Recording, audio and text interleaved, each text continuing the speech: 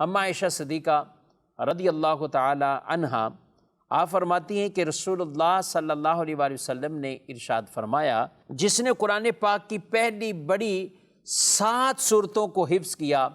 اور اس کی تلاوت کرتا رہا تو یہ اس کے لیے کثیر ثواب کا باعث ہے۔ اور ان 7 صورتوں میں ایک صورت وہ اعراف بھی فرمائی گئی، ایک صورت وہ اعراف بھی ہے۔ اور یہ وہ 7 بڑی صورتیں، بڑی صورت کسے کہا جاتا ہے اس کے بارے میں علماء تفاسیر نے یہ بیان کیا۔ سورہ فاتحہ کے بعد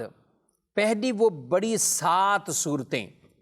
جس میں 100 یا اس سے زیادہ یعنی 100 سے زائد جس میں آیات ہیں، اور اسی وجہ سے السبع الطوال کے نام سے ان کو پکارا جاتا ہے۔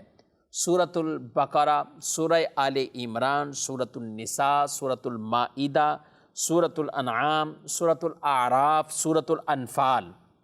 یہ بڑی صورتوں میں یعنی سورہ فاتحہ کے بعد۔ اور جن صورتوں میں 100 سے کم آیتیں ہیں تو ان کے بارے میں ان کو مثانی کہا جاتا ہے، یعنی صورتوں کے نام مختلف انداز سے ان کو یہ پہلے یاد رکھنے کے لیے مقرر کیا جاتا تھا۔ اور ان کے بعد وہ مفصل یعنی سورہ حجرات سے لے کر البروج تک طوال مفصل، اور البروج سے لے کر البینہ تک اوساط مفصل، اور البینہ سے لے کر قرآن کے اختتام تک سارے مفصل، یعنی ان کو وہ مفصل کے نام سے، اور پھر مفصل کے بھی آگے یہ 3 طرح کی قسمیں وہ بیان کی گئیں کہ جن میں طوال بھی بیان کیا، اوسط بھی بیان کیا، اور قصار یعنی کم آیات والی وہ بھی ان کو بھی بیان فرما دیا گیا۔ تو یہ خاص طور پر جو صورتوں کو تقسیم کیا کہ جس کے اندر 100 سے زائد آیات پر مشتمل